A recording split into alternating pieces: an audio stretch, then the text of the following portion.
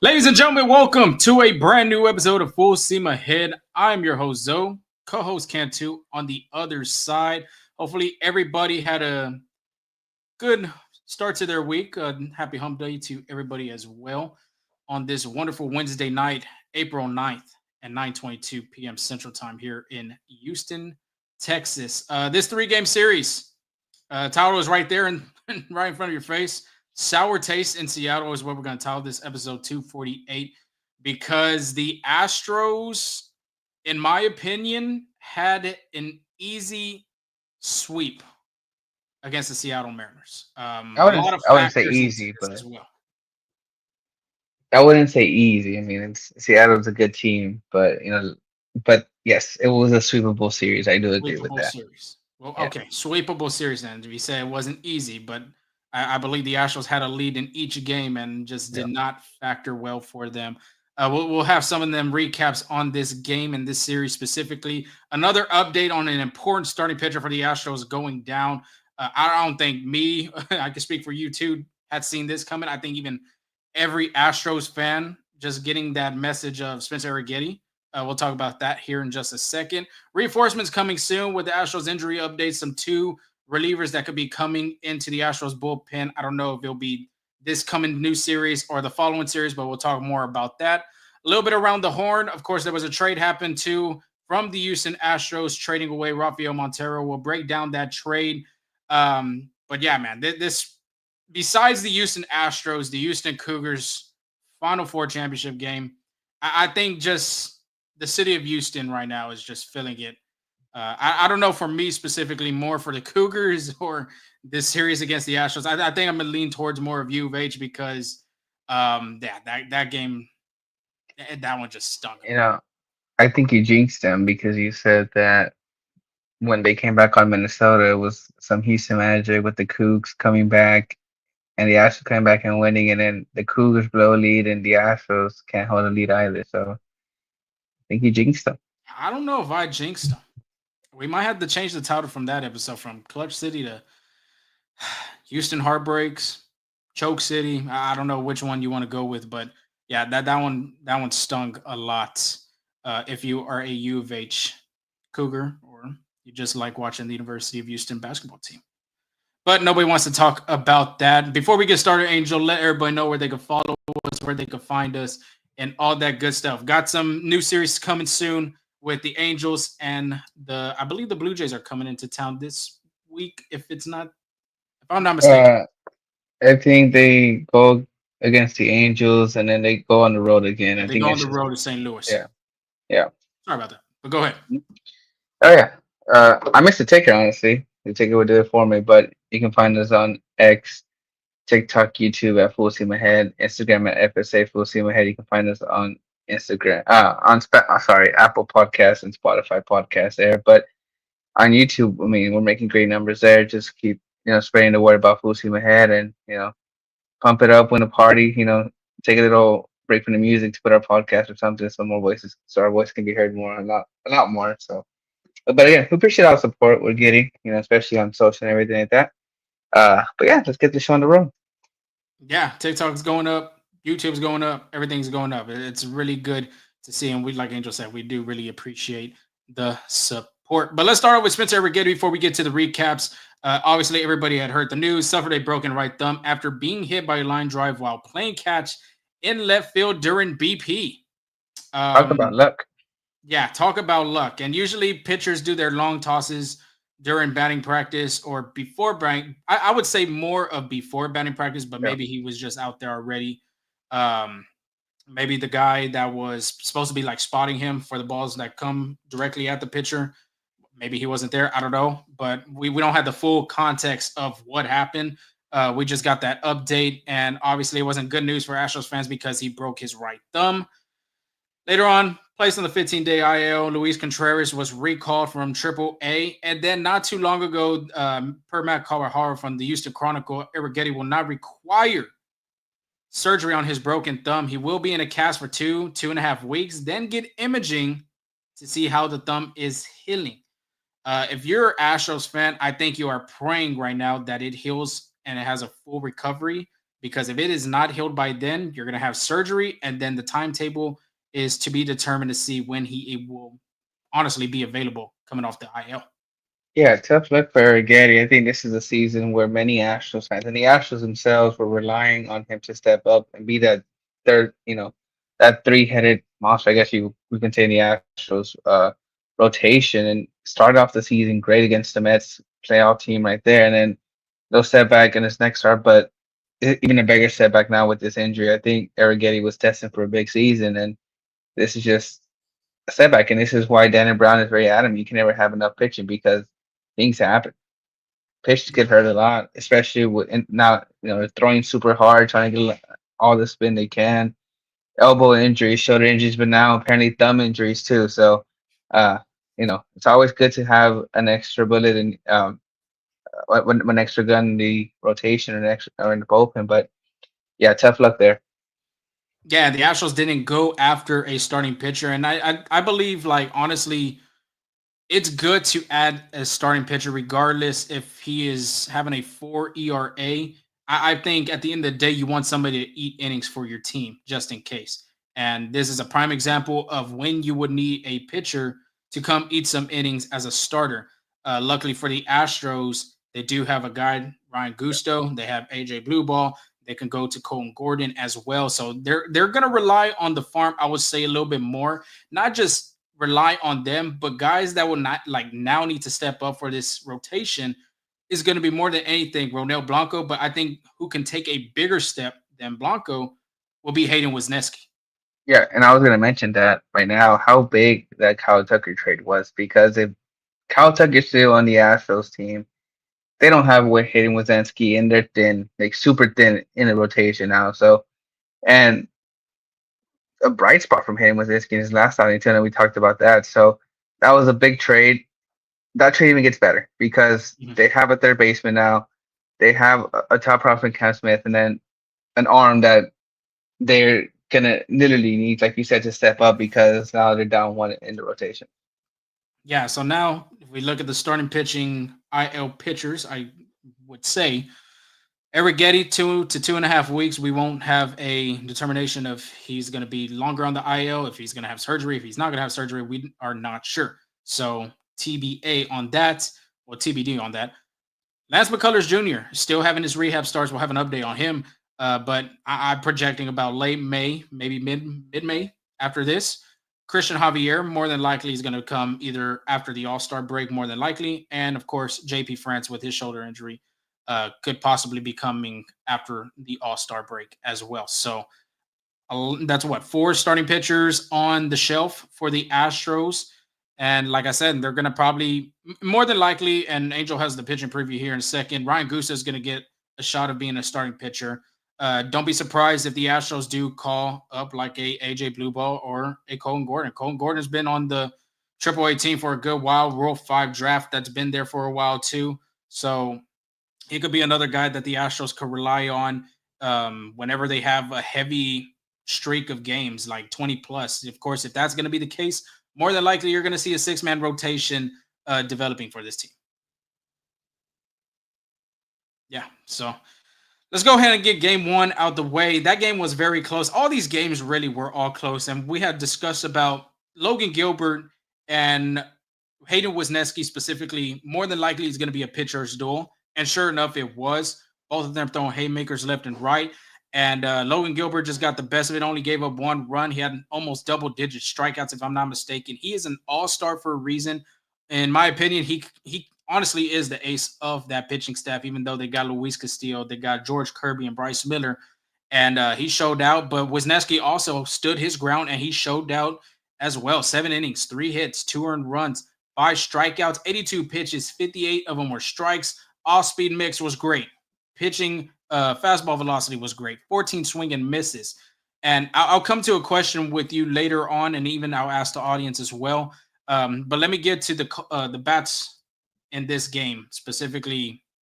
No one in the lineup was hitting the ball. Jose Altuve had one of the 2 hits that finished the game. Of course, that one hit was a solo home run, which Randy Arozarena literally just turned around and did not move to go to left field. So that put the Astros on the board. And of course, 2 runs scored on a Dylan Moore error at third. And of course, that was hit by Christian Walker. Jake Myers scored. I believe Jeremy Pena scored on that one as well. So the Astros had a 3-2, 3-2 lead because Hayden Wesneski did make a mistake. He was supposed to go outside with the pitch, and he had 2 outs already in that inning. But Bliss got a cookie right in the inside part of the zone in his barrel area, and he did not miss it. Hit a 2-run homer, and the Mariners took the lead. But like I had mentioned, Astros would retake that lead, and it was 3-2. This is when it comes to 4-3 is Taylor Scott. Taylor Scott was not pitching really well in this series, but in game 1, he only pitched an inning, not even an inning, a third of an inning, 2 earned runs, and 2 walks. It just command was inconsistent. Couldn't get no feel of his off speed. Couldn't get no feel of his fastball. Did get a sac bunt, a sacrifice out at least, so he got 1 out. But Joe Espada would go to his bullpen. I believe Brian Abreu was the next one to be called on, and the Mariners capitalized and they scored. And sure enough, game finished at 4-3. But this is my question to you: 82 pitches when you look at Wesneski's stat line. 82 pitches, like I said, 58 of them were strikes. Most of you are wondering, including myself, I don't know about you, but why didn't Joe Espada ride with him for the next inning just for the fact that Wesneski had 82 pitches? Your thoughts? I want to hear what you think. In my opinion, it could have happened, but at the same time, Taylor Scott didn't pitch really much in that Minnesota series. I think he was very comfortable putting him, and then obviously it could have been Brian Abreu closing that game out. Yeah, I think 2 reasons there. It's still early in the season. I don't think you want to stretch a guy when you don't have to. I know Crochet threw 103, 106 pitches in his last outing, so it can different teams. But with the guy with Wazensky, you just saw that Spencer Arrighetti is hurt, right? So it's already thin. So at this point, I don't think you want to strain a guy when you don't have to, because I'm sure Joe Espada has 100% confidence in Taylor Scott to get the job done. Unfortunately, again, that's not what happened. But when you have a guy like Taylor Scott and Brian Bray for the ninth, I mean, you you have to give your best chance, your best chance to the best guys. And I think he'd make the right call, not pushing Wazowski, but just the pitchers got to do their job on that end, just going for the manager, and that's what Taylor Scott did. So, I mean, no, like, I'm not gonna say Joe Espada played that hand terribly, because that's not. I would have done the same thing if I was a manager, So I agree with the call. I mean, I'm leaning toward more of a disagreement on that part. 82 Okay. pitches, I feel like it's manageable. We just saw today Hunter Brown pitch 90 pitches or Mhm. 91. He finished with his stat line. So I'm not saying 8 pitches is manageable to get to 90 pitches, but I would have let Wisniewski go out there. And this is if I was the manager, I would have let him go out there until either a runner got on for the Mariners or that pitch count was already getting too high with 2 outs in the 8th inning. So I think he could have just pushed a little bit of the limit, but know where that line will be drawn for him. Yeah. Like I mentioned, he was cruising throughout the whole game, only giving up 3 hits. That's pretty solid. Like I said, the only mistake he only made was to I don't know his first name, but Bliss from the Mariners. So I think I would have pushed him just a little bit longer. Like I mentioned, if he would have given a base hit or that pitch count was starting to rise to 95 to 100 pitches, then maybe that's when we look at the alternative and give a pitcher like Taylor Scott the chance to get him out of the inning. Gotcha. Yeah, I mean, yeah. I mean, I agree with that too. So again, it's just I'm not gonna sit here and say Joe Espada made the wrong move, right? I think at the end of the day, he's a manager. You got to trust those guys, and I think he did just that. It just didn't work out for him that time. And then plus you're having conversations with your other coaching staff. Of course, you're talking to Omar Lopez, you're talking to Josh Miller. You're looking at the other options you can build with if you didn't want to go with Wisniewski. I'm pretty sure if it was 2 lefties out of the 3 batters in, coming up to the plate, more than likely you would have probably seen Stephen Oker or Brian King. So just the way you just play the game, and sure enough, the Mariners capitalize on that game. Game 2, it was almost similar, man. 2-1. The Astros did went all the way to 12 innings. But like I mentioned with Wisniewski, he pitched a good game. We're going to continue this trend throughout this series. Starting pitching just did a fabulous job. And Framber Valdez, vintage La Grasa, 6 innings, 2 hits, no earned runs, 1 walk, 8 strikeouts. Pay attention to these stat lines that I'm saying because at the end, when we share our final thoughts, you're going to see a big difference. But Framber Valdez looked very comfortable from the beginning. Third, I would say really to the third inning to the fourth inning, he was getting familiar and getting comfortable throwing his sinker a little bit more. But really, from all the pitch usage that he had pitched in this game, compared to the San Francisco game, and I look back because it did show on the broadcast of the usage of each pitch from San Francisco to the Seattle game. In San Francisco, he threw 40 sinkers, 35 curveballs, and 8 changeups. So he only had a 2 pitch mix against the Giants. And in this game against Seattle, he started, doing different, start putting more pitches in different situations. And he threw the changeup a little bit more often than anything. 33 curveballs, 33 sinkers, and 20 changeups. And we're going to talk about this infield defense too, because it just did a fabulous job throughout this whole series. But when you had a defense that's honestly, as of right now, looks like a gold glove infield defense, then you should have no problem getting the ground ball like he does every single time. You're on mute. Especially with Christian Walker on first base. I think usually Astros fans a few years ago when a ball was going to first base, they kind of held their breath a little bit, hopefully they'll make the play. But with Christian Walker there, it kind of helped. It's a little bit more of a he got it now, or when the infielders don't make a perfect, Astros fans are worried if he's gonna be able to scoop it or not. So yeah, I mean, which is crazy though because in that game with Framber Valdez, again he's a ground ball pitcher, but the first 2 outs were like hard fly balls. It's like Cam Smith, a shoestring catch, and then Jake Myers, a diving catch in the outfield too. So, but yeah, he had a really great outing. Yeah, great outing from him. But of course, everything, just doesn't go into play. And really, it did that for all starting pitching this series for the Astros. Taylor Scott and Jeff Blum made a good point because Taylor Scott just pitched game 1 and now they ran with him in game 2. He was probably seeing if he could get Scott's confidence back up going into this game in a close game, especially Yeah. 1-0 game.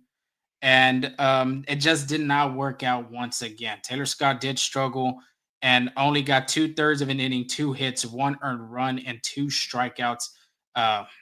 Taylor Scott just didn't have a great series overall. But of course, Astro fans saw the potential and what he was able to do in 24. And it transpired to 25, and it's just not the same how he was in 24. So I don't know if it just needs to be patience. Yeah. I don't know if it just needs to be just game by game rest. I mean, your thoughts? Taylor Scott kind of reminds me, I think, of Ronel Blanco. Since the start of the season, we've been saying that Ronel Blanco needs to adjust, just because people know, or like batters know what he throws, especially when the changeup. And I think Taylor Scott's kind of the same way. He kind of came out of the blue. I mean, yes, he had some major league experience, but he kind of came out of the blue last year and had a great season for the Astros. And now I think pitchers are catching up to him, but and knowing what he throws and kind of laying off that, like those off-speed pitches a little bit more, I think just kind of had to me, I think he just has to find his rhythm again. I know he struggled a little bit in spring training as well, but once he finds that rhythm, I mean, he has the movement, he has the stuff to be a great reliever for the Astros again. I think it's just again adjusting to what the hitters are doing. If they're laying off that pitch, then try to get them inside, or try to change it up a little bit. But I think once he figures that out, I'm sure he's working with the pitching coaches day in day out, and I'm sure better days for Taylor Scott are coming. You're on mute. Sorry about that. Splitters were thrown 7 times. Four-seam fastball was also thrown 7 times as well. He only threw 15 pitches. And I'm looking right now, his splitter was a tick down and a lot of RPMs, which is basically the spin rate of his ball that he was throwing, were all down as well. So I don't know if it was maybe fatigue from that first game, like I mentioned, or like you said too, maybe he just needs to adjust a little bit better as a relief pitcher. Yeah. So not sure. Ask something about whatever. put in the comments. We'll put it out there.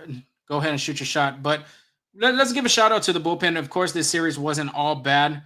Brian King, he's just looking good, man. He's looking very comfortable as a reliever in 2025. Still has a 0 ERA.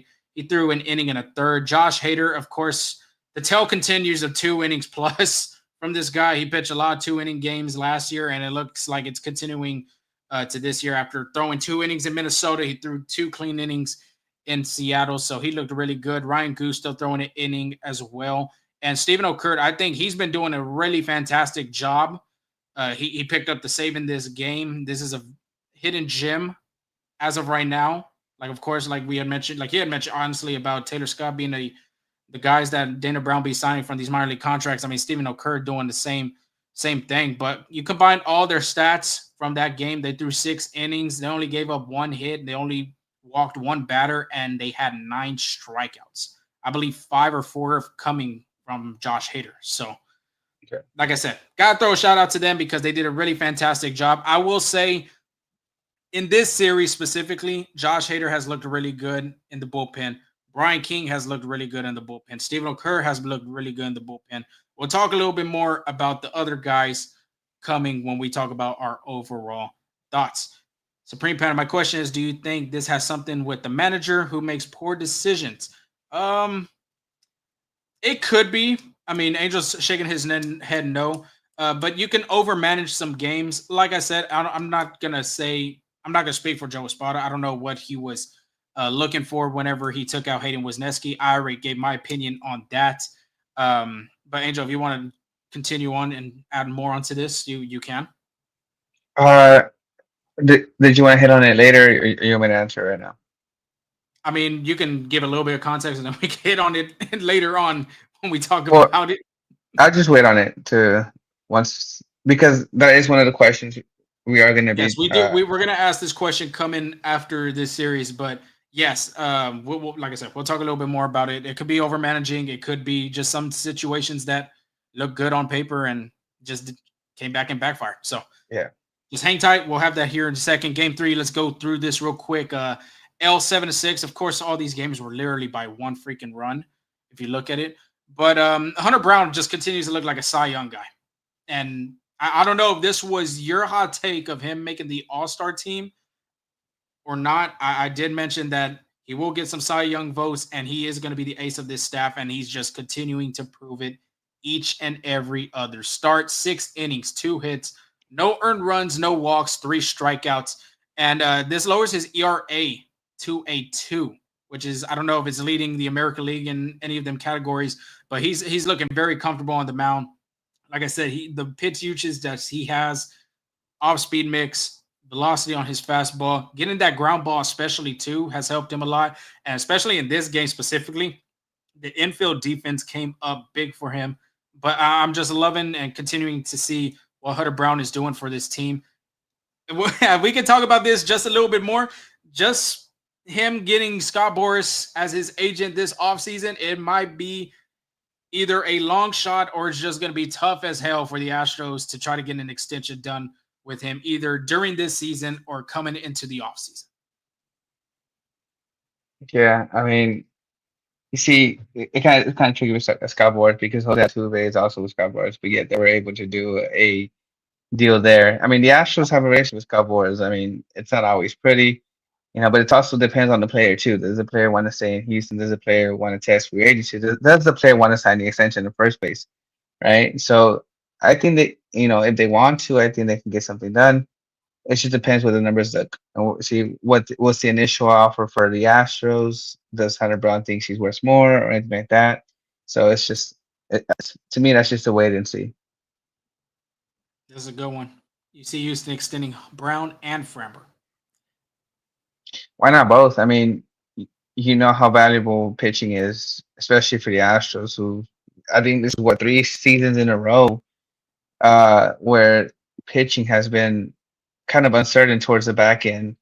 I think Astros fans were spoiled from that 2017 and 2019 when they had, studs on the mound each day. You can even kind of maybe 16 too, but I think this is just the reality of MLB right now. These guys, pitching is going to be so valuable. Pitching is going to be expensive just because you want a high end starter. So I wouldn't think I would try. I already asked. I would try to give Framber Valdez before he hits free agency if he could, because once he does, those contracts are going to be. He's going to be getting some good offers. Okay, since you said that, let me throw one at you. Go ahead. Either Hunter Brown or Framber Valdez. You just said Framber Valdez. Or are you sticking to giving him an Well, extension before Hunter Brown? I would say so just because Framber Valdez will be a free agent first. So try, if you really don't want to lose him, because once he hits free agency, that's again any team can offer him a contract, and you can see how the Astros bidding wars are. They're not that great. So if he if they truly want to keep him, I would say Framber Valdez first because he is going to be a free agent first. I'm gonna go the other way. I think you got to sign Hunter Brown just for the fact that you're seeing what he's capable of doing. You saw what he made, what type of adjustments, mechanics, and all that type of stuff. Just think about all these other teams. Look at the Red Sox. They just signed Kristen Campbell for Mhm. an extension. You looked at the Braves, their philosophy of Yeah. signing young players real quick out of the gate. And the Astros could have that potential of doing that with guys like Cam Smith, Yainer Diaz, Spencer Arrighetti, Hunter Brown. So honestly, in my opinion, it's going to be difficult for the Astros to re-sign both. Period.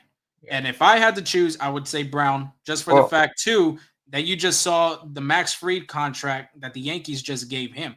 And if you look at comparable numbers between Valdez and Fried, they're almost similar. And I believe Valdez has just the upper hand on Fried. So I think it'd just be yeah. tough for the Astros to try to get him extended, but they have the possibility and the potential to just to get Hunter Brown either during or in the offseason.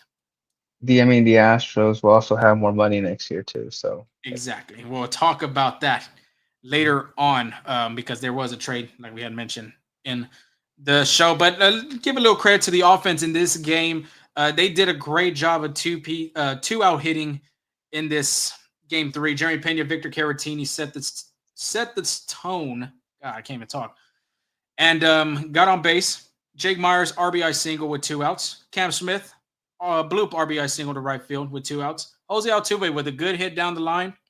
Dylan Moore made a good backhanded play, but of course, Jose Altuve still got that speed at the age of 33 or 34 years old and beat out the throw to first. So that's how the Astros got up on them.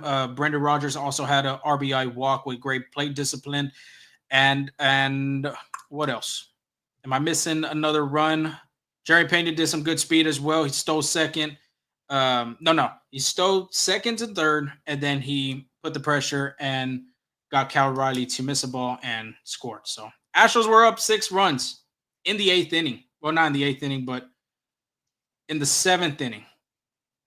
Anyway, they were up, and the Astros bullpen was definitely just rocky in this game.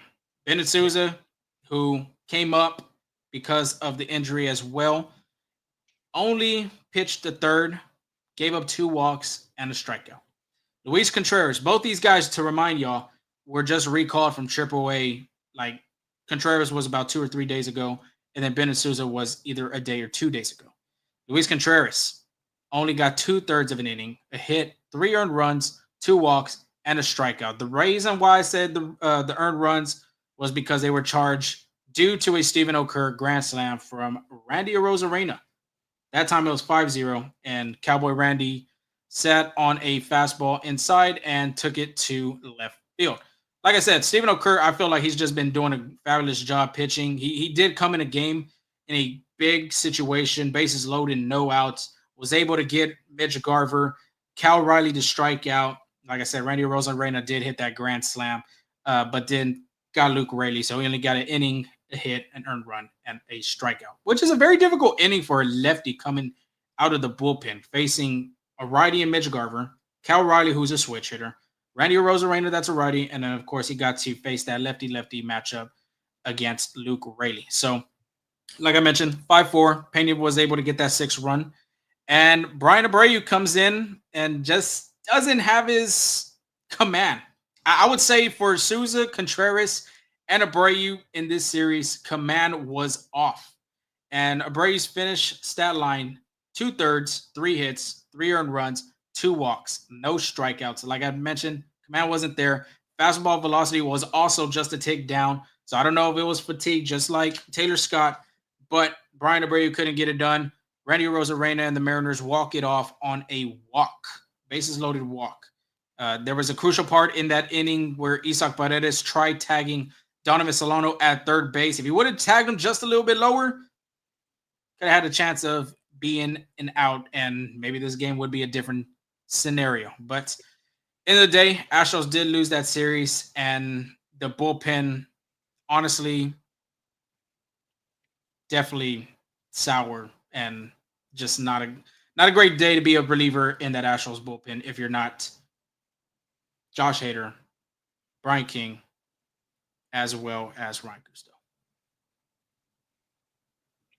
I mean, there's not much to say for that one. I think the bullpen, if they would have done their job, like we said earlier, it's a sweep for the Astros, honestly. Yeah, this game was very sweepable. And that's why I said it was a easy series for them because they already know, and I think baseball fans know, Astro fans certainly know, that Seattle doesn't have any offense. One game, I don't know if it was game 2, they were 1 for 19 with runners in scoring position. The Astros have a better and deeper lineup than the Seattle Mariners. And the Astros played down to the competition. Just like that, honestly. Yeah. And I'm not sugarcoating it because the Astros, when you look at their lineups, both of them side by side, Astros have a way better lineup. And I'm not being biased and all that about the Astros. I'm just saying facts, I think. Mm-hmm. But if you look at their batting average as both teams, if you look at their slugging as both teams, they are in the bottom of the barrel of this league of either placed at 30, 29, or 28 with average slugging and on-base percentage. I believe we talked about that either last episode or 2 episodes ago about how the Astros offense as a team has been played. And we'll talk our final thoughts here in a second if you want to add on. But yeah, I think this was just a tired bullpen, honestly, and that Ronel Blanco start really affected it. I'm gonna read you this stat from the game notes from April 7th. So this was April 7th when Hayden Wesneski was starting. It says the Astros bullpen had posted a 2.27 ERA, which is 9 runs in 35.2 innings pitched this season, which is the best in the American League. The Astros bullpen also ranks third in the AL in opponent batting average with 1.77 and third in WHIP 1.01. The Astros also have 4 relievers that haven't allowed a run, which is Brian Abreu, Brian King, Stephen O'Kurt, and Taylor Scott. Obviously, that changed right with this series, but Definitely. we talked about in a few podcasts ago how great the starting pitching was, where to start the season, where each pitcher has pitched 5 innings, right? They, almost quality starts for mostly everybody, and yet the bullpen was dominant. But then when your starter goes 1.2 innings and your bullpen has to eat up the rest of it, no off day, and then they got to pitch 3 more which is what we said at last part, it'll be a pitcher's duel where Seattle has a great starting, so runs are going to come in a premium. I just think that's what happened. I think they have this off day on Thursday or tomorrow or today, whenever you're listening to us. That's going to be so crucial for the Astros. If this upcoming series the Astros starters can go at least 5 innings again, I think everything back to normal. People are not going to be overreacting about the bullpen again. I just think it was a tired bullpen this time around, especially when they traded Rafael Montero, so you're already down 1, and then Luis Contreras was sent down and then brought back up. So I'm sure he hadn't been with the team yet. So it's just they're very thin, very thin. Yeah, and I agree. I absolutely 100% agree. The starting pitchers from that series in the Twins was Arrighetti and Blanco, and both of them, like you said, 1 2/3 from Blanco, and then Arrighetti gives you 3 2/3, and that was when his command was shaky. And this is the thing I'm trying to see because managers have to make difficult decisions. Arrighetti had 70 pitches, if I'm not mistaken, in that outing against the Twins. He just needed 1 more out. Maybe I don't How many think so. pitches You did he can't throw you in that can't think inning? Go ahead. How many pitches did he throw in that inning though? In that last He one? threw, I think the third, I think 1 through 3 was 32, and yeah, and the second inning was 38. Yeah, that's too much. So not just to mention that, but we didn't know that Ronel Blanco was going to give you an inning and 2/3 the next day. yeah, So I 100% agree. They had a depleted bullpen heading into this series against the Seattle, and honestly, the Astros starting pitchers did their job. They gave you three straight quality starts, 7 innings and 2 6 innings of. Let me see. I'll go into our final thoughts already of this series. Like I said, bullpen wasn't good. Starting pitching combined, 19 innings pitched, 7 hits, 2 earned runs, 1 walk. That is a big one right there, and 16 strikeouts. The bullpen, if you combine their stats, 9 2/3, 9 hits, 10 earned runs, and 10 walks. Not counting the strikeouts, but look at that, 10 walks. 10 walks. That is huge. You cannot, and we talked about it, you cannot give free bases to an opponent. Walks yeah, equals runs. Errors equal. I mean, we're gonna have to put that equation on a shirt at this point. But the bullpen, like you had mentioned, maybe they were depleted from that last series against the Twins. But at the same time, too, you had 2 days of rest, especially with Wisneski giving you 7 innings. And that's why I talk about that. I don't know if you're over managing. If 82 pitches, maybe you could have got 8 pitches in that inning. Maybe you could have got maybe into the 93, 95 range of pitches. And then you're like, you know what? We might have to pull them. Or if whoever gets on, that's when you pull them. So it's there's a lot of situations you could go with this. You can say the manager, you can say the players were already, tired going into this series. We're not sure, but at the end of the day, just you mentioned the bullpen did a really great job before this series, and looking at it now, I can imagine what that number's looking like. It's pretty much probably going to be the 15th or 20th in the league. yeah. And I guess I can answer this question since we're on the topic. This is from Supreme Man again. I'm bringing it back just in case you missed this. My question: do you think that's something with the manager who makes poor decision again? And I don't think so. Just how we talked about it right now. Joe Espada had very little to choose from in the bullpen this Mhm. series against Seattle, and because of the past two starts from Spencer getting Ronel Blanco. So I just think he played matchup wise. I mean, when Taylor Scott came in the eighth, that's your best guy available. Like Hader was done that day because he pitched 2 innings before. So who's your next step up to close the game? Brian Abreu. So who's going to be your new eighth guy? Taylor Scott. I think it just didn't work out. Like they just didn't make the pitches that they needed to make to close it out. Same thing again. Bringing the best guy in the bullpen who's available. Taylor Scott again just didn't happen. Now those are like we talked about. Those are the big three guys this year: Hader, Abreu, Taylor Scott. So they're going to get the majority of the chances. They're going to get the majority of those high leverage situations. And at the end of the day, they have to make the pitches. Joe Espada can't make the pitches for them. Joe Espada doesn't like he can help game plan, but again, the game plan comes from the pitching coaches too. But at the end of the day, the pitchers have to make their spots, hit their spots, make the pitches like to make do. Like for example, to end the game. Who's pitching with the bases loaded today? Brian Abreu. Brian Abreu, right? Mhm. Like the one that Randy Rosarena, like just on a 3-2 count. That wasn't even a good curveball. No, It, that was a fastball. I think it was a fastball high. was it a half foul by? But I mean, I'd say no. It was a slider. I remember it Okay. was a slider high, and that was not. It was not even like runner. Like as soon as he let it go, Rosarena wasn't hitting because it wasn't a competitive pitch. This is what I was looking for.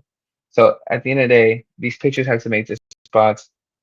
Again, I don't think it was Espada's managing decision. I don't want to bash on him. I think he does a great job. I just think it's more of limited bullets in the bullpen, and I think he used what he had at the moment to try to win the game. That's why Hader came pitched 2 innings.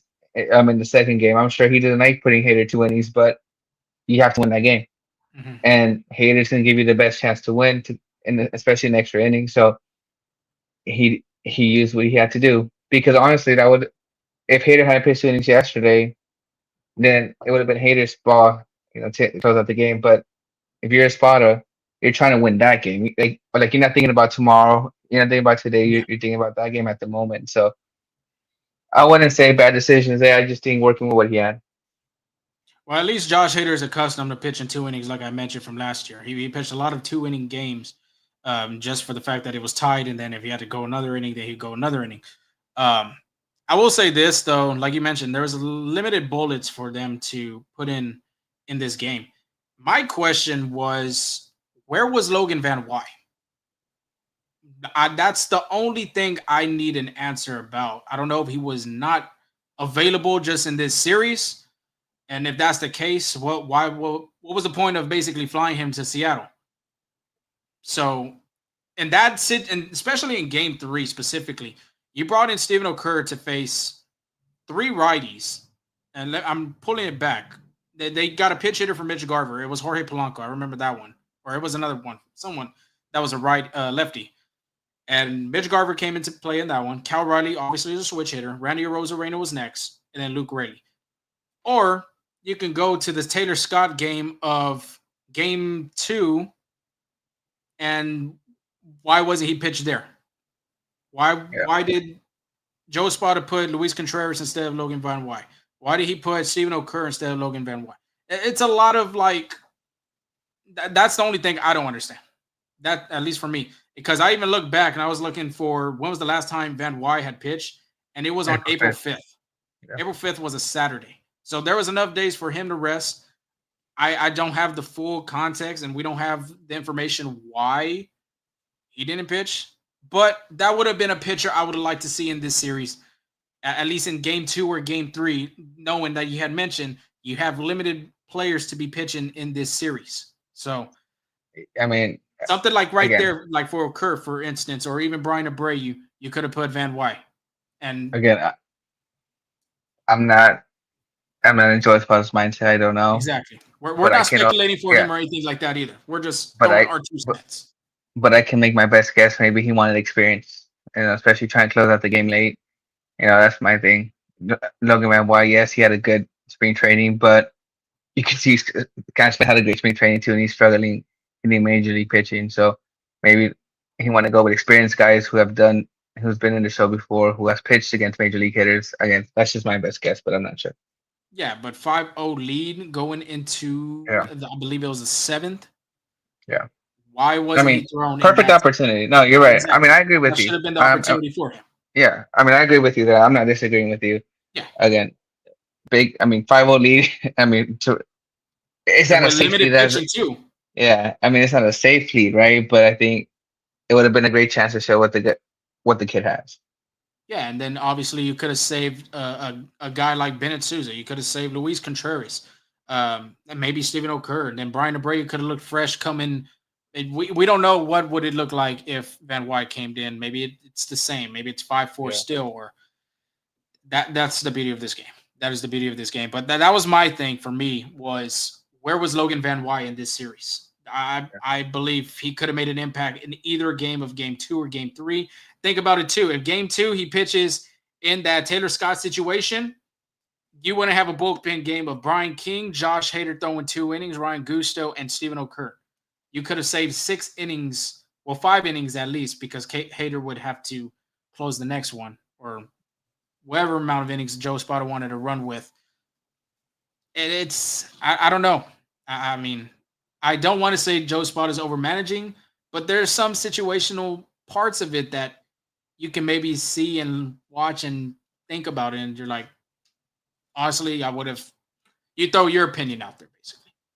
That's why it's hard being a manager in the major leagues. When it works, no one questions it. When it doesn't, everybody wants answers. Definitely. But let's go through this real quick, because I know it's been 44 minutes of this series. Runners in scoring position was another. I mean, you just can't blame it all on the pitching. Runners in scoring position was just atrocious. Houston had a lot of opportunities in this series. Monday, 0 for 3, 5 left on base. Obviously, that was a pitcher's game. Logan Gilbert had his stuff, and Seattle just did a good job. Tuesday, 3 for 15. That was that extra inning game. 12 men left on base. Wednesday, 4 for 13. 12 men left on base. This is the trend of this. I don't know if you want to call it still a slow start for Houston, but the middle of this lineup needs to show something. It needs to show life. Jose Altuve can't do everything. 346 batting average, not to say. Isak Paredes is starting to hit along. He's coming from a buck 90 to 234. Jordan Alvarez 195. Christian Walker 146. Jeremy Pena 186. Yonder Diaz wasn't in this lineup, but he's batting under $1 right now. Victor Caratini 211. The last three hitters of this batting order, and Brendan Rodgers is hitting better than the middle part of this lineup. Rodgers is 250. Jake Myers is 276, almost a 300 hitter. And Cam Smith, the rookie, getting his first multi-hit game, 200. Yeah, but Something has to go right there. I'm And I'm not sure saying to pitcher. put Brendan Rodgers at number 4. I'm not saying put Jake at number 5, but they got to figure a way out. They got to find it. Yeah, but I'm sure pitchers are pitching a lot more carefully to Jordan Alvarez, Christian Walker than they are to Brendan Rodgers, Jake Myers. But at the end of the day, they are millionaire hitters. Talking about a game adjustments. I think Jordan Alvarez, I'm not worried to. Jordan Alvarez, Christian Walker, I'm not worried about them too much. I think they'll find it soon. It's just and Astros tradition getting on a slow start. I mean, at the end of the day, the other team had to get 3 outs, and Yeah, either if it's Brendan Rodgers, Mauricio Dubon, Zach DeZenzo, Barry Bonds, they got to figure a way to still get these guys out. So, yeah, I mean, so credit to the pitching; they just done a really good job against these hitters. But the hitters too, they just got to make adjustments. And like you said, it's something not to worry about, but it's a little concerning, I would say, at least for Christian Walker. I My opinion. mean, he's been hitting the ball hard too. Yeah, It's give him that credit. He's been squaring the ball really well. There is some yeah, strikeouts though. There is some strikeouts from him. I think almost half of his at bats is pretty close to being strikeouts, but yeah, it's the game of adjustments. And like you mentioned, he's been hitting the ball hard. It's just been to tough luck into either right at the person or the person has enough time to run up and get the ball. yeah. But 2 more things though. Astros need but to figure out the stolen bases because either pitchers need to work on their pickoffs, slide step to home plate, or Yonder Diaz and Victor Caratini got to get their pop time going. 8 stolen bases in this series. Luke Raley had 2, Julio had 1, Polanco had 1, Master Brony had 1, Rosarena had 1, Dylan Moore had 1, and even Mitch Garver, a catcher that is a DH, had 1. So that's one little nugget that you got to.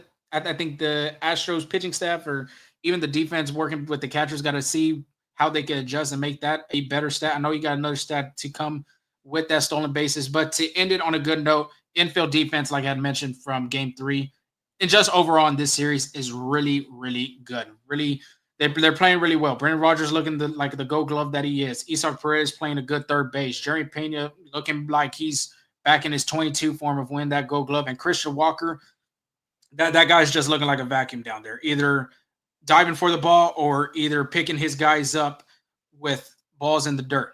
That's why I mentioned infielder's best friend is a first baseman because they'll pick you up no matter what, and that's why the Astros gave that contract to him. Besides the offense, I think the defense more than anything has really showed out in the beginning of the season. I agree. But did you want to hear that stat Yeah, about go the ahead and stolen just throw that bases? nugget in there real quick.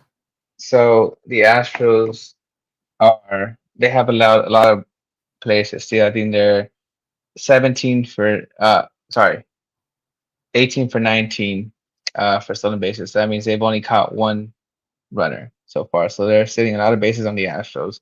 And which is surprising because I think last year we talked about Yanni Diaz's pop time and being able to throw runners out. That's not the case this year. So Nope. it'll be interesting to see how the Astros kind of figure that out because if they're allowing a guy to get a scoring position all the time, that's literally how Seattle scored a bunch of their runs to tie at the end of the tying the game is they took that extra bag when they did and then they came with that clutch hit. So that's something that could potentially be a bigger problem for the Astros. Most definitely agree, man. But is it time for the pitchers preview? I think it is very definitely time for that pitch improvement. Nice. So the again, since the Angels have one more game against Tampa Bay Rays uh tomorrow, their pitching are still 2BA.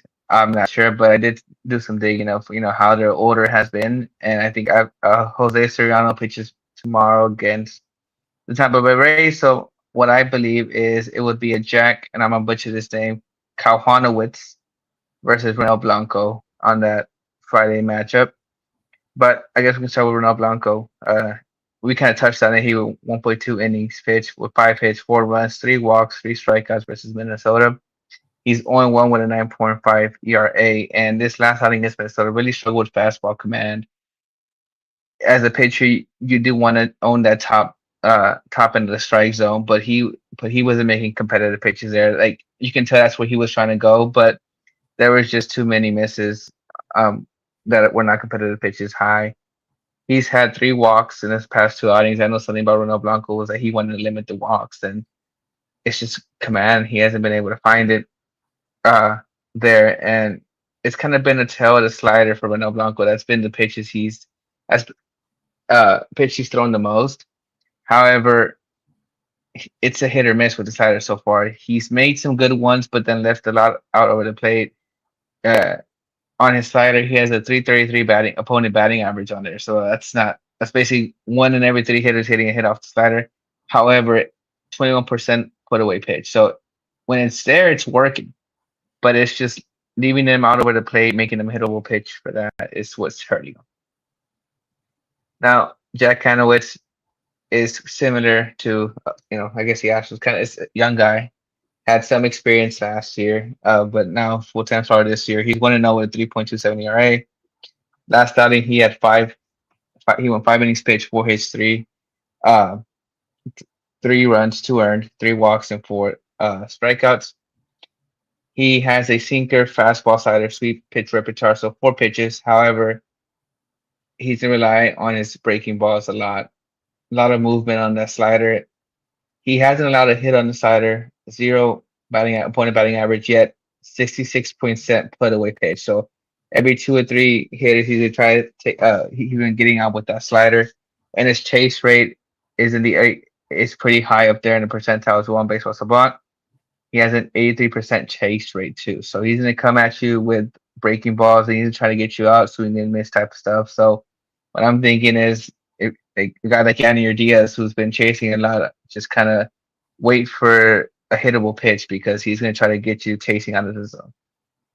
Yeah, Ronel Blanco, real quick. This is a big one for him because somebody, like we had mentioned at the beginning, somebody's got to step up, and if Blanco could do that, that'll just be really fantastic for this rotation, and it wouldn't be a panic mode, I would say, for the Astros. Yeah. Now on Saturday, which is supposed to be uh Arrighetti's spot, but obviously he's going to be down with a broken thumb. Well, Ryan Gusto, I believe, is making his first major league start. I know he was supposed to make his major league start last year in the last game of the season, but it was a rain out, I believe, and didn't happen. So he's pitched out of the bullpen, but this is a guy that has been starting in the minor leagues, started in an exhibition game, and this is a guy that the Astros liked.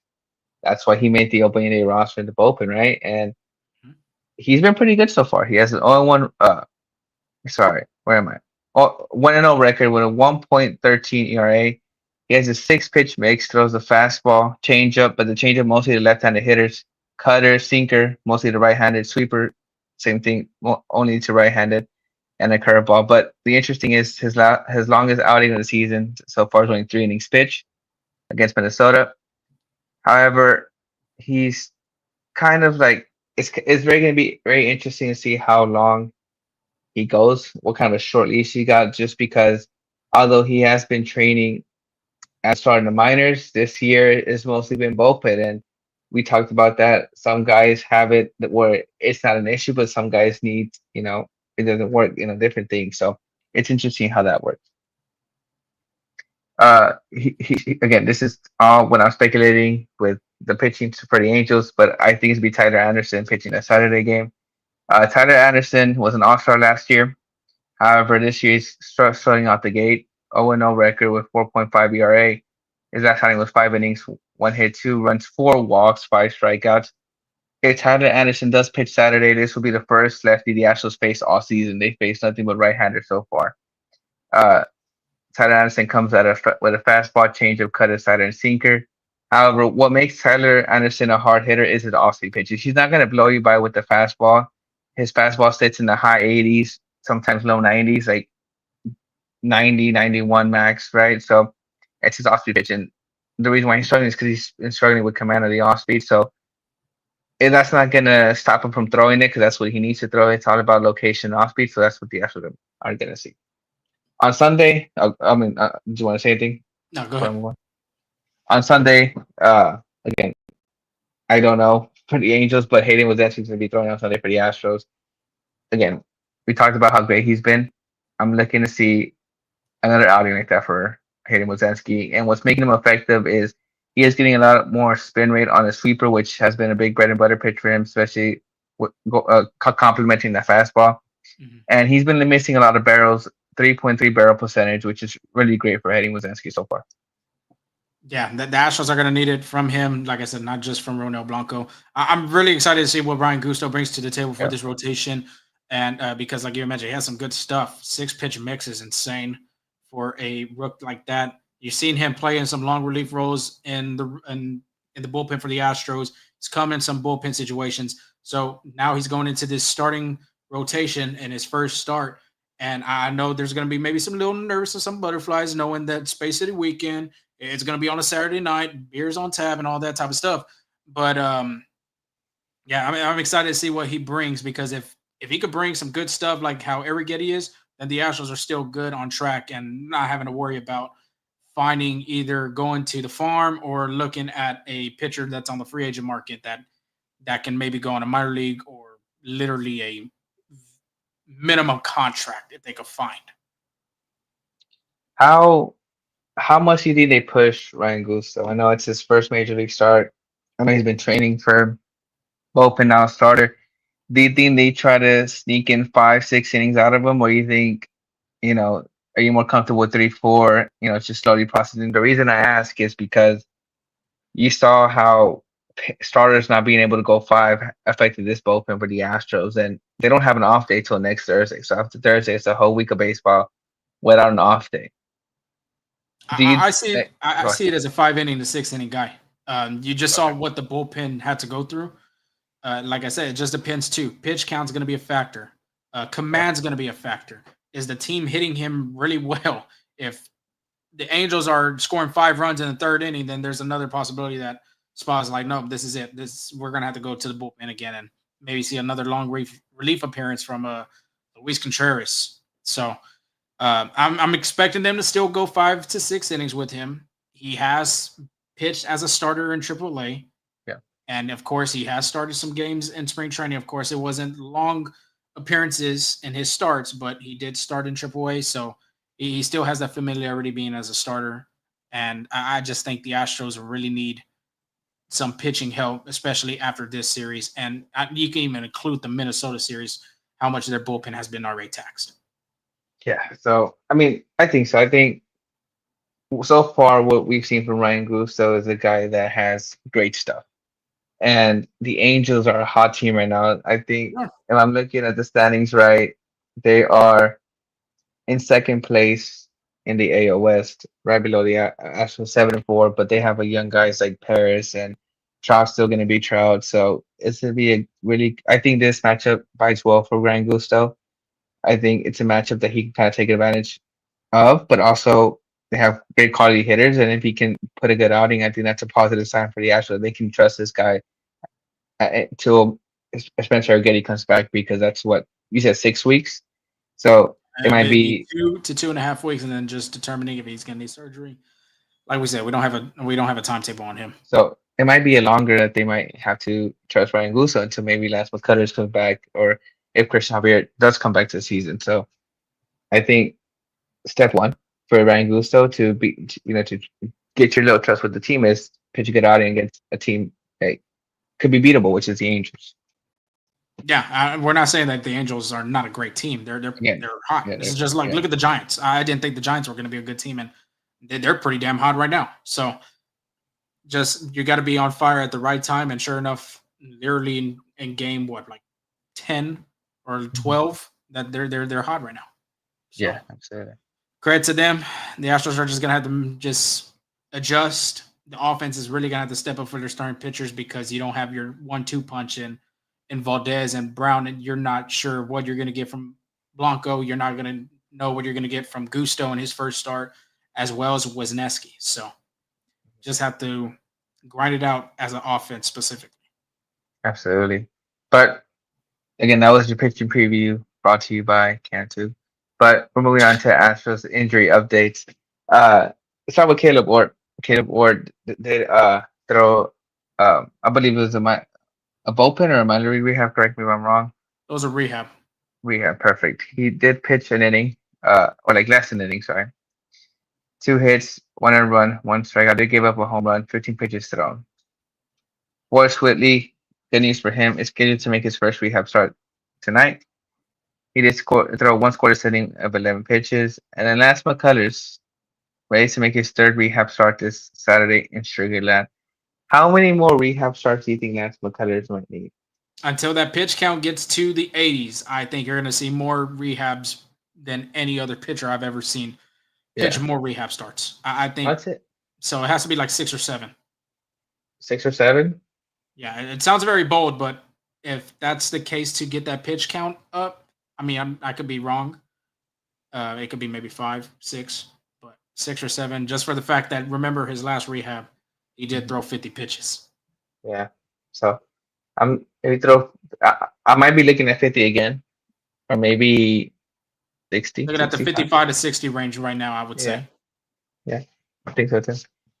But I think Real quick, also, real go quick ahead, before you go get on ahead. that, reinforcements look like it's on the way. I think they might have talking about Whitley and Ort. I think they might have another rehab appearance, maybe 2 more, but 2 more being max, I would say.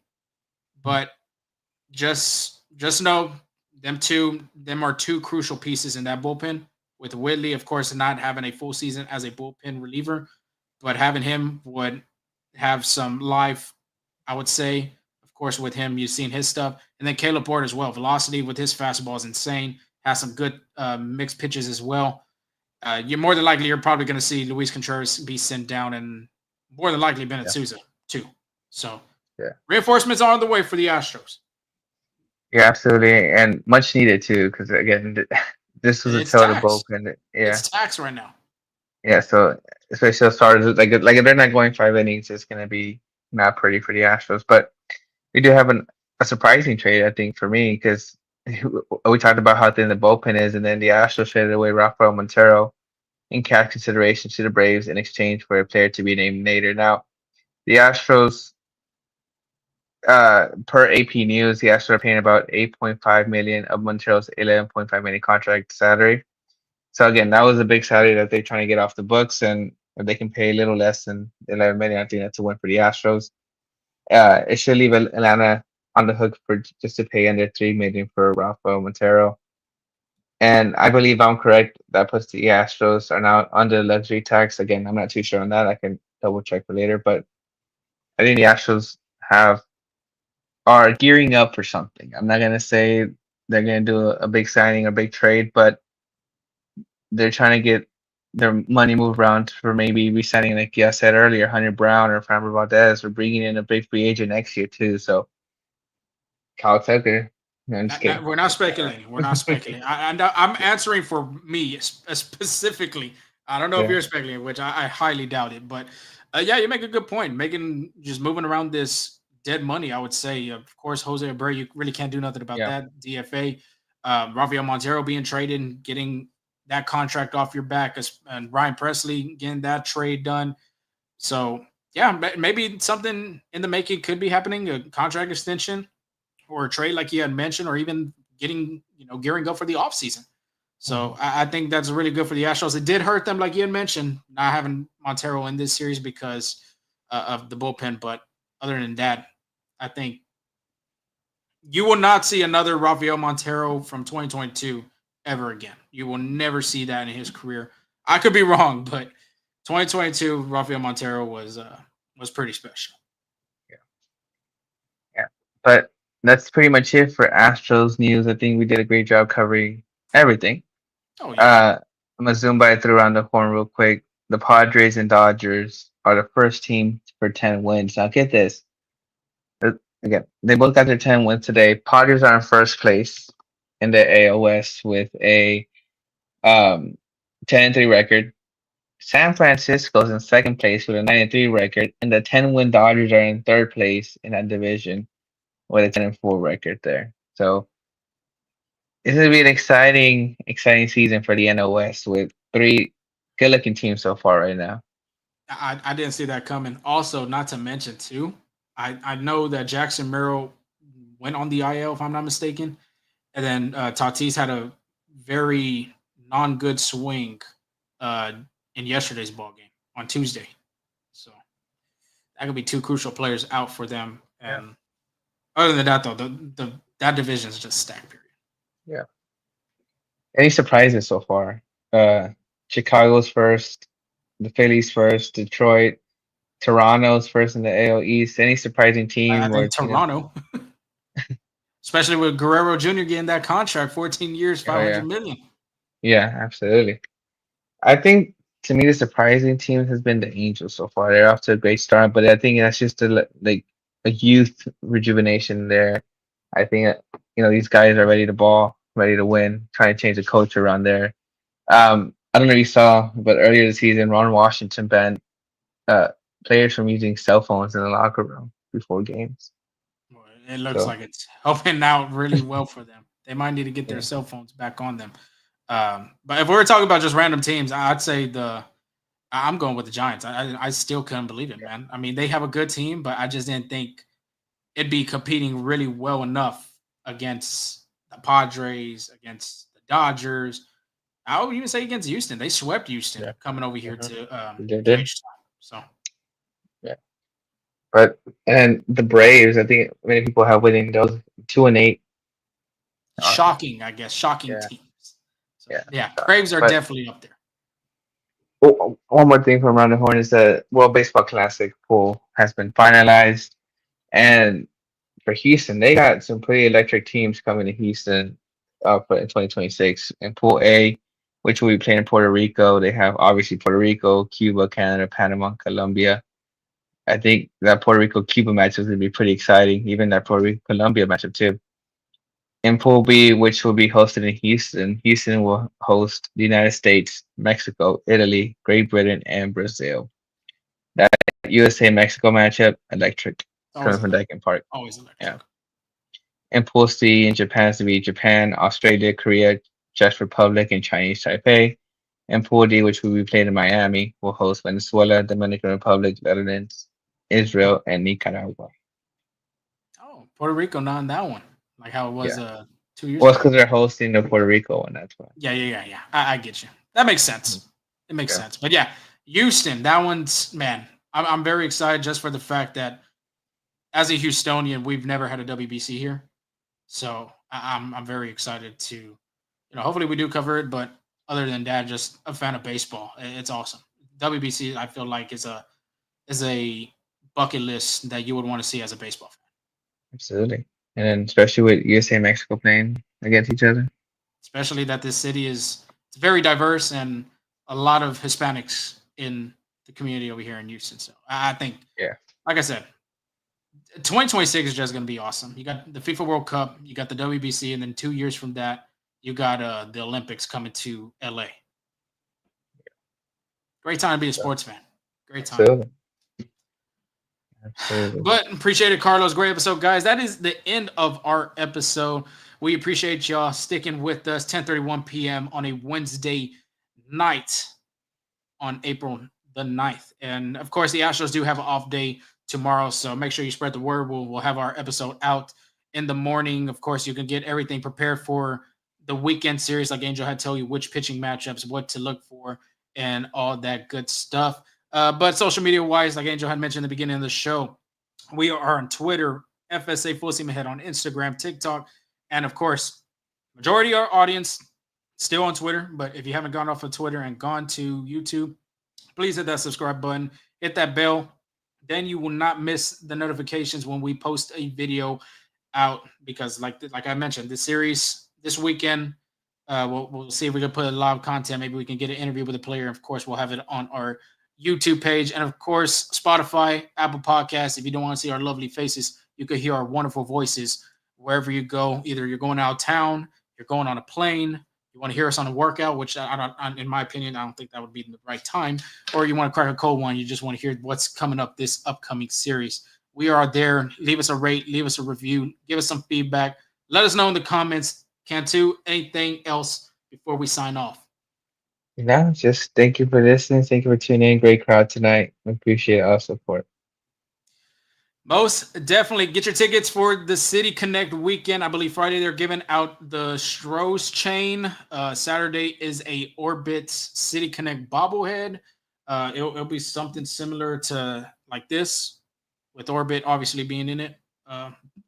And on Sunday, I believe it's like a hat, if I'm not mistaken.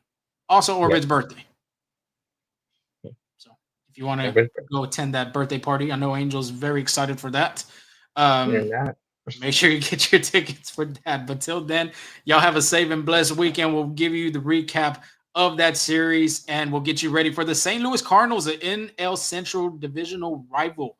Of course, they have that interleague play. One time they're here, one time they're there. They'll be in St. Louis, but we'll get you ready for all of that. So stay safe, have a blessed weekend, and we will talk to y'all soon.